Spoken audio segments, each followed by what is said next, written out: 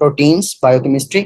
सबसे पहले प्रोटीन्स का general introduction. Proteins are the nitrogenous colloidal substances made up of amino acids residues joined together by the peptide linkage. Amino acids के छोटे छोटे residues होते हैं, ठीक है, और उनसे मिलकर उनके उनके दरमियान में हमारे पास पेप्टाइड लिंकेज होती है, जो कि मिलकर एक नाइट्रोजिनस कोलॉइडल सब्सटेंस बनाते हैं, जिसको हम प्रोटीन कहते हैं। Now, what are amino acids? Amino acids are the building blocks of the proteins. Amino acids contain amino group, carboxyl group. This is why they are called amino acids. यानी कि amino group का amino और carboxylic group जो कि acidic group है, so उसका acid. So amino acid. That is why they are called amino acids. And the third one thing is the R chain, which is the side chain, which determine the function and characteristics of the amino acids. So बच्चों ये यहाँ पर आप देखें, look at this, ये आपके पास central carbon atom है, alpha carbon atom, ठीक है।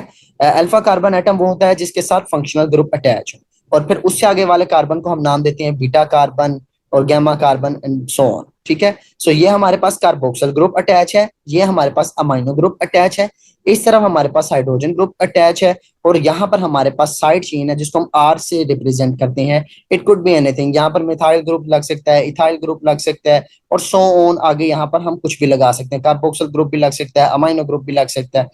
सो ये हमारे पास सिंपल एक अमाइनो एसिड का स्ट्रक्चर आ गया। चूंकि कार्बन की वैलेंसी अब तो आपको केमिस्ट्री भी याद होगी ऑर्गेनिक केमिस्ट्री, 4 बॉन्ड्स बनाता है कार्बन। सो एक कार्बोक्सिल के साथ, अमाइनो के साथ, हाइड्रोजन के साथ, and the last one is with the R group. In nature they are more than 300 amino acids, ठीक है। नेचर में जो अमाइनो एसिड्स होते हैं वो हमारे पास मोर देन 300 है। इनमें से 20 amino acids found in the mammalian tissue. I think so FSc में शायद 25 लिखा हुआ है, लेकिन 25 20 आपको इस दोनों में से दोनों करेक्ट होंगे, क्योंकि इस किस्म के एमसीक्यूज आते नहीं। और उसमें से जो हमारे पास क्लासिफिकेशन 20 में से बनती है वो हमारे पास एसेंशियल 10 एंड 10 नॉन एसेंशियल। यहां तक आपको इस चीज का भी इल्म होगा कि एसेंशियल अमाइनो एसिड्स वो अमाइनो एसिड्स हैं जो कि हमारी बॉडी को रिक्वायर है, यानी कि ये हमारी बॉडी में नहीं बन रही, और नॉन एसेंशियल अमाइनो एसिड्स वो अमाइनो एसिड्स हैं जो कि हमारी बॉडी में ऑलरेडी बन रहे हैं और हमें थ्रू डाइट रिक्वायर नहीं है। अगर हम वो खा लें तो ठीक है, ना खाएं तो भी काम चल जाएगा, लेकिन एसेंशियल अमाइनो एसिड्स वो हैं जो कि हमारी बॉडी खुद नहीं बना रही और हमें वो थ्रू डाइट लेने पड़ते हैं। The 20 alpha amino acids are classified into different classes on the basis of। अब अमाइनो एसिड की क्लासिफिकेशन की है structure of R group, polarity of R group and nutritional classification, यानी कि 3 बेसिस के ऊपर। ये इसी तरह समझ लें कि आप एक 100 लोगों का एक मजमा इकट्ठा कर लें, आप कहें जी इनको क्लासीफाई करना है। ओके, पास जब मैं बात कर रहा था कि अगर आप एक लोगों का 100 लोगों का आपने एक मजमा इकट्ठा कर लिया है और आप कहते हैं क्लासीफाई करना है, सो आप कहते हैं जी अच्छा पहले ऐसे क्लासीफाई करें कि जो लंबी हाइट वाले हैं वो अलग हो जाएं, छोटी हाइट वाले। ओके, दूसरी क्लासिफिकेशन ऐसे करती हैं कि जो गोरे हैं वो एक साइड पे हो जाएं, सांवले एक साइड पे हो जाएं, और जो काले हैं वो एक साइड पर हो जाएं, यानी कि डिफरेंट बेसिस बनाते हैं। सो यहाँ पर भी अमाइनो एसिड्स की क्लासिफिकेशन जो है आपके पास डिफरेंट बेसिस के ऊपर है। एक है structure of the R group, जो हमने आर साइड चेन पढ़ी उसका स्ट्रक्चर क्या है। सेकंड है polarity of the R group, जो आर ग्रुप लगा है उसकी पोलैरिटी क्या है। और थर्ड है न्यूट्रिशनल क्लासिफिकेशन, जो मैं अभी आपको बता चुका, essential and non essential. So the first one is the classification on the basis of the structure of the R group। लेकिन जिस स्ट्रक्चर के हवाले से हमारे पास जो अमाइनो एसिड्स हैं, इसके अंदर हमारे पास पहली क्लासिफिकेशन आती है मोनो अमाइनो मोनोकार्बोक्सिलिक एसिड, यानी कि न्यूट्रल अमाइनो एसिड्स, ठीक है। अब यहाँ पर आप चीज को थोड़ा सा समझें कि आपने एक अमाइनो एसिड था, उसके अंदर एक अमाइनो ग्रुप था और एक कार्बोक्सिल ग्रुप था, यानी कि मोनो अमाइनो मोनोकार्बोक्सिल ग्रुप। सो हुआ क्या ये कि ये न्यूट्रल हो गया। आगे चल के हम ज्विटराइन पढ़ेंगे तो वहां पर हम देखेंगे कि अमाइनो एसिड के ऊपर जो नेट चार्ज होता है वो कोई चार्ज नहीं होता इसके ऊपर, सो ये न्यूट्रल होता है, ठीक है। जब एक अमाइनो और एक कार्बोक्सिल ग्रुप, अगर यहाँ पर मोनो अमाइनो और डाई कार्बोक्सिलिक एसिड लग जाए, यानी कि अमाइनो ग्रुप तो एक है लेकिन कार्बोक्सिलिक एसिड चूंकि एसिडिक ग्रुप है वो 2 हो गए। सो एक अमाइनो था, एक बेसिक था और एक एसिडिक था, उन दोनों ने तो आपस में एक दूसरे को बैलेंस कर लिया। अब जो एक एसिडिक और ऊपर लगा है उसकी वजह से अमाइनो एसिड जो होगा वो अब एसिडिक अमाइनो एसिड कहलाएगा, ठीक है। आगे मूव करते हैं तो हमारे पास di amino monocarboxylic acid, similarly एक कार्बोक्सिल एक अमाइनो, दोनों ने आपस में एक दूसरे को न्यूट्रलाइज कर दिया, और जो दूसरा डाई अमाइनो आकर लगा उसकी वजह से अमाइनो एसिड बन गया बेसिक अमाइनो एसिड। और लास्ट में हमारे पास इम्यूनो एसिड जिनके अंदर इम्यूनो ग्रुप होता है, हम इनकी भी क्लासिफिकेशन करते हैं। So let's start. अब यहां पर देखें, आप लोगों ने इनको याद कर लेना है, ठीक है। ठीक है, सबसे पहले न्यूट्रल अमाइनो एसिड्स। अब न्यूट्रल अमाइनो एसिड, अब क्लासिफिकेशन अब बनाते जाएं, ट्री बनाते जाएं। अमाइनो एसिड्स की तीन क्लासिफिकेशन, अमीनो एसिड्स को भी साइड पर रखते हैं। तीन classification, neutral, acidic and basic. Neutral की आगे से फर्दर चार classifications, amino acid with aliphatic side chain, amino acid with aromatic side chain containing sulphur and side chain containing hydroxyl group. ठीक है, इनके स्ट्रक्चर चूंकि अब हमारा पेपर रिटर्न नहीं होता और ना ही इतनी डिटेल्स में होता है, तो इसलिए हमें स्ट्रक्चर पढ़ने की जरूरत नहीं है। सिर्फ हमें यह पता होना चाहिए एलिफेटिक चूंकि straight chain carbon atom straight chain होते हैं, एरोमेटिक जिनके अंदर बेंजीन ग्रुप लगा होता है या बेंजीन वाले कंटेनिंग होते हैं, और सल्फर कंटेनिंग है और हाइड्रोक्सल कंटेनिंग। अब बात करते हैं सबसे पहले aliphatic, glycine, alanine, valine, leucine and isoleucine. ठीक है, एक निमोनिक भी अगर बनाना चाहें तो गवली एक बनता है जी, GAVLI, गवली। Glycine, alanine, valine, leucine and isoleucine, ये दोनों तो बहन भाई हो गए ना, ल्यूसीन और आइसोल्यूसिन वाले। सो ग्लाइसिन, एलानीन और वेलिन। सो लास्ट टाइम हम इसको रिपीट करते हैं। अमाइनो एसिड्स की तीन branches, neutral, acidic, basic. Neutral के अंदर फर्दर चार, पहली है एलिफेटिक साइड चेन, दूसरी है एरोमेटिक साइड चेन, तीसरी है सल्फर कंटेनिंग साइड चेन और चौथी है हाइड्रोक्सल कंटेनिंग साइड चेन। जो एलिफेटिक है इसके अंदर पांच है, glycine, alanine, valine, leucine and isoleucine. Amino acid aromatic है तो उसके अंदर TTP, tryptophan, tyrosine and phenyl alanine. ठीक है, सल्फर कंटेनिंग में MCC है, मिथायोनिन, सिस्टीन एंड सिस्टाइन। ये आगे चल के हम मजीद देखेंगे, सिस्टीन और सिस्टाइन में डिफरेंस होता है। दो सिस्टीन के मॉलिक्यूल्स मिलकर एक सिस्टाइन का मॉलिक्यूल बनाते हैं। और side chain with hydroxyl group, इसके अंदर हमारे पास सीरीन एंड थ्रियोनिन आते हैं। ठीक है, सो यहाँ पर आपकी न्यूट्रल अमाइनो एसिड्स की कंप्लीट होती है। Coming towards the acidic amino acids, इसके अंदर आपके पास याद करना आसान है, स्पार्टिक एसिड, ग्लूटामिक एसिड। दो तो आपके एसिड वाले हो गए, स्पार्टिक एसिड और ग्लूटामिक एसिड। और लाइसिन एंड हाइड्रोक्सीलाइसिन, ये दोनों भी बहन भाई समझ लें कि दो एसिड ब्रदरान है और दो आपस में एक ही फैमिली के हैं, लाइसिन एंड हाइड्रोक्सीलाइसिन। बेसिक में आप याद कर लें आर्जिनिन एंड हिस्टिडीन। ठीक है, निमोनिक BHA, बेसिक से BAH बना लें। ठीक है, तो आर्जिनिन और histidine. And in the last आपके पास इम्यूनो ग्रुप्स हैं, इसमें प्रोलीन और हाइड्रोक्सीप्रोलीन है। ठीक है, second classification on the basis of R group polarity, यानी कि अब जो हमने R ग्रुप लगाया है इसकी पोलैरिटी क्या है, सो उसके हिसाब से हम यहाँ पर बनाते हैं दो क्लास, मेजर क्लास डिवीजन, एक पोलर और दूसरी हमारे पास नॉन पोलर। यहाँ पर उसने बहुत आसान ऊपर खुद ही दे दिए आपको mnemonics, give, calcium, stat.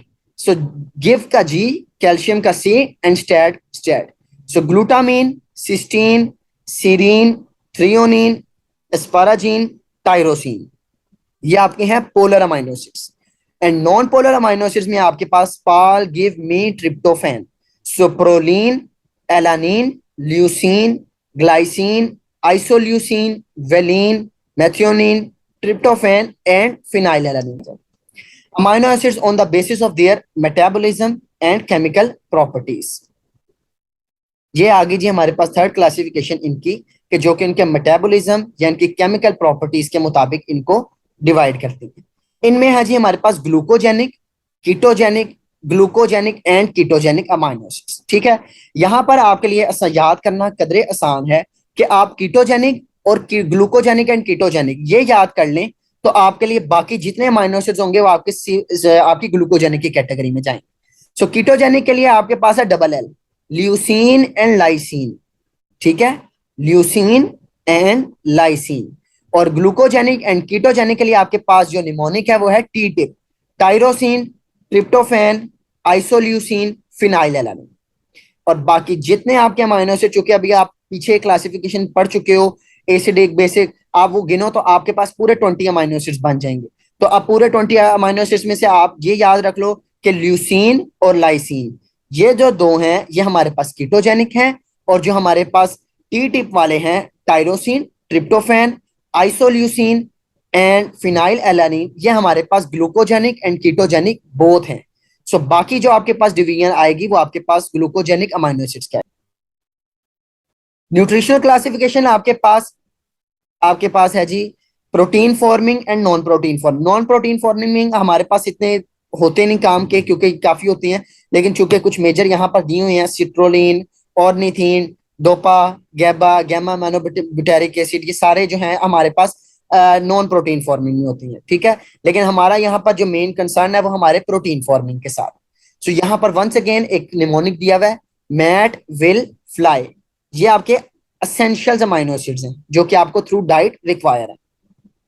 Methionine, arginine, threonine, tryptophan, valine, isoleucine, leucine, phenyl alanine, histidine and lysine.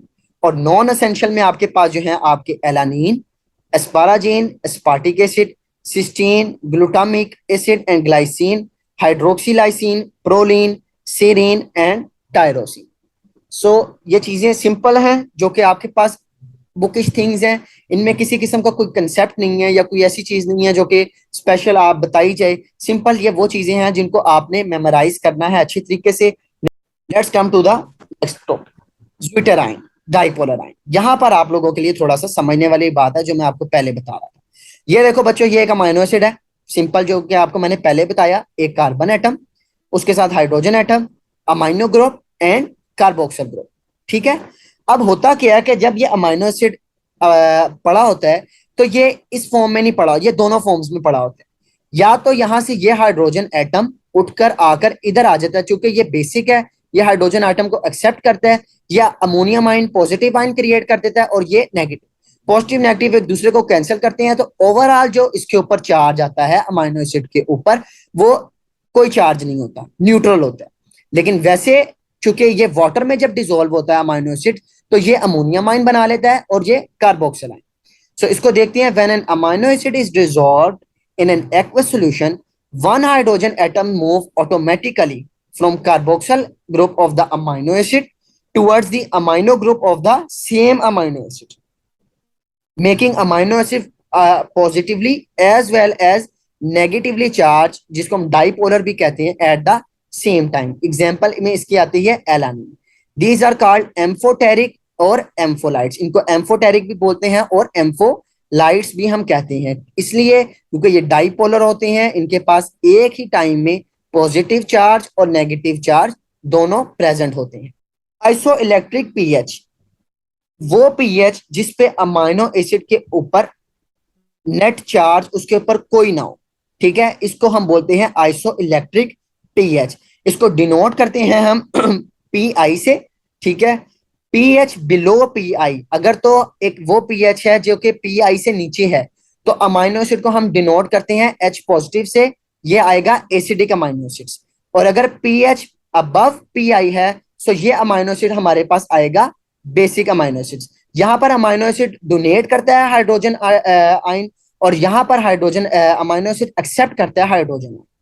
Proteins are classified as physiochemical classification, functional classification and structural classification. Now let's come to the physiochemical classification, functional classification and structural classification. So physiochemical के आपके पास simple proteins आती हैं, compound proteins आती हैं और derived proteins आती हैं, functional proteins आती हैं और structural proteins.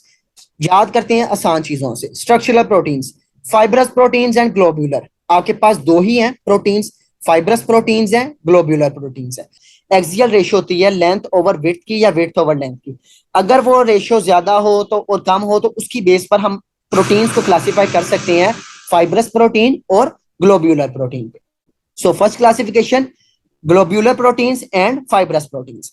Second functional, functional में आपके पास आ जाती हैं catalytic proteins, regulatory proteins, structural proteins, transport proteins, defensive proteins, contractile proteins, genetic proteins and storage proteins, ठीक है। आपको इनकी एग्जांपल्स भी अगर वैसे देखी जाए तो कैटालिटिक में आपके पास और रेगुलेटरी में आपके पास जो आएंगी प्रोटीन्स, इनमें एंजाइम्स आ जाएंगे। स्ट्रक्चरल में जो हमारे मसल्स होते हैं, ट्रांसपोर्ट में हमारे पास वो प्रोटीन्स जो कि ट्रांसपोर्ट के तौर पर काम करती हैं, रिसेप्टर्स के तौर पर काम करती हैं, डिफेंसिव प्रोटीन्स में हमारे पास आ जाएंगी हमारी बॉडी के जो डिफरेंट एंजाइम्स हैं जो कि डिफेंसिव रोल प्ले करते हैं। कंट्रैक्टाइल में हमारी एक्टिन मायोसिन आ जाएंगी एंड फर्दर आगे स्टोरेज प्रोटीन्स में हमारे पास फेरेटिन है, ट्रांसफेरिन है, इस किस्म की प्रोटीन्स हमारे पास एग्जांपल्स सबकी दी होंगी बुक्स में। सो ये आपने याद रख लेना है। इसमें आपको याद रखने का जरूरत नहीं है क्योंकि आपको बेसिकली नाम से ही पता चल जाएगा कि अगर देखें मैं कहूँ ग्लोब्यूलिन, सो ग्लोब्यूलिन सिंपल प्रोटीन है, फंक्शनल नहीं है। आपको खुद कॉमन सेंस से थोड़ा सा आइडिया हो जाएगा, लेकिन अगर अच्छे से याद कर लें तो वो भी बहुत अच्छी चीज है। सिंपल प्रोटीन्स आ जाते हैं albumin, globulin, globin, prolamine, histones, protamine, albuminoids and collagens. Compound proteins जो कि दो से मिलकर बनी हो, nucleoproteins, phosphoproteins, lipoproteins, carbohydrate containing proteins, chromoproteins and metalloproteins. And derived proteins में आपके पास आ जाती हैं प्राइमरी डिराइव्ड प्रोटीन्स, वो प्रोटीन जो कि डीनेचर्ड हुई हैं, और सेकेंडरी डिराइव प्रोटीन जो कि हाइड्रोलिटिक प्रोटीन। तो ये आपकी तीनों क्लासिफिकेशन चूंकि थोड़ी आसान है बनिस्बत अमाइनो एसिड्स के, इनको आपने याद रखना है अच्छी तरीके से कि आपकी कौन सी प्रोटीन की कैटेगरी किस प्रोटीन की कैटेगरी में फॉल होगी। Organisation of the protein structures. अब प्रोटीन्स के स्ट्रक्चर्स के हवाले से बात करते हैं। हमने प्रोटीन्स की क्लासिफिकेशन देख ली, अब इन सारी प्रोटीन्स का हमारे पास स्ट्रक्चर कैसा होता है हम उसको देखते हैं। Primary structure, secondary structure, tertiary structure and quaternary structure.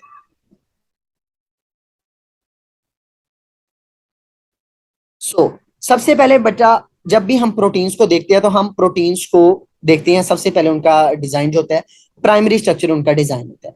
Primary structure में हम simple and basic number of amino acids को डिस्क्राइब करते हैं कि इस प्रोटीन में हमारे पास कितने अमाइनो एसिड्स हैं। हीमोग्लोबिन में दो अल्फा चेन्स होती हैं, दो बीटा चेन्स होती हैं। अल्फा में आपके पास 141 अमाइनो एसिड्स और बीटा में 146। सो चार चेन्स मिल मिला के आई थिंक 574 अमाइनो एसिड्स आपके पास आते हैं आपके हीमोग्लोबिन में। ठीक है। सो जो प्राइमरी स्ट्रक्चर, अब हम अगर हमसे कोई पूछे कि हीमोग्लोबिन का प्राइमरी स्ट्रक्चर क्या है तो हम उसमें उसको बताते हैं कि भाई प्राइमरी स्ट्रक्चर में हमारे पास number of amino acids, type of amino acids और सीक्वेंस ऑफ अमाइनो एसिड्स को हम बताते हैं कि हमारे पास जितना अगर आप देखें सिकल सेल एनीमिया देखें अगर, तो उसमें देखा जाता है कि टर्मिनल साइड से N6 पर हमारे पास अमाइनो एसिड की सब्स्टिट्यूशन हो जाती है। वेलिन और ल्यूसीन आई थिंक आपस में चेंज होते हैं, तो उसकी वजह से हमारे पास सिकल सेल एनीमिया। सो ये सारी की सारी चीजें हमारे पास प्राइमरी स्ट्रक्चर में आती हैं, जिसमें अंदर हम once again number of amino acids, type of amino acids and sequence of amino acid, ये तीन चीजें एक्सप्लेन करें। सेकेंडरी स्ट्रक्चर इसके बाद हम बताते हैं जिसके अंदर हम हेलिक्स या अमाइनो एसिड की जो कह लें कॉन्फ़िगरेशन बनती है उसका राउंड अबाउट यानी कि उसकी गोल हो जाने से या घूमने से या एक हेलिकल जो स्ट्रक्चर बनता है उसको हम बोलते हैं हमारे पास सेकेंडरी स्ट्रक्चर है। इसमें हमारे पास अल्फा हेलिक्स बनता है और बीटा प्लेटेड शीट बनती है। वही चीजें हैं जो कि आपकी सिंपल आपने एफएससी में भी पढ़ी हुई हैं, उन्हीं चीजों को थोड़ा सा डिटेल में आगे मजीद एक्सप्लेन किया हुआ है। सो वो चीजें आपको टर्शरी स्ट्रक्चर, अगर एक ही चेन अमाइनो एसिड्स की एक चेन या एक जो पूरी आपके पास सीक्वेंस है अगर वो आपस में एक पूरी एक दूसरे के ऊपर ओवरलैप करती है, यानी कि ऐसे घूम कर आई वापस दोबारा आई दोबारा आई दोबारा आई, सो सिंपल ये एक ही चेन है जो आपके पास घूम रही है और सारा कर रही है। सो जब ये स्ट्रक्चर बनेगा तो ये कहलाएगा टर्शरी स्ट्रक्चर। जब अमाइनो एसिड की सिंगल चेन अपने ही ऊपर ओवरलैप कर जाए, टर्शरी स्ट्रक्चर। जब more than one chains of amino acids आ जाए या टू और मोर पॉलीपेप्टाइड्स आ जाए, यहाँ पर ये देखें ये एक चेन है, ये एक पॉलीपेप्टाइड है, ये एक पॉलीपेप्टाइड है, ये एक पॉलीपेप्टाइड, जब ये सारी की सारी आपस में एक दूसरे के ऊपर ओवरलैप कर जाएं तो इसको हम बोलते हैं quaternary structure. So primary basic amino acids, type, number and sequence.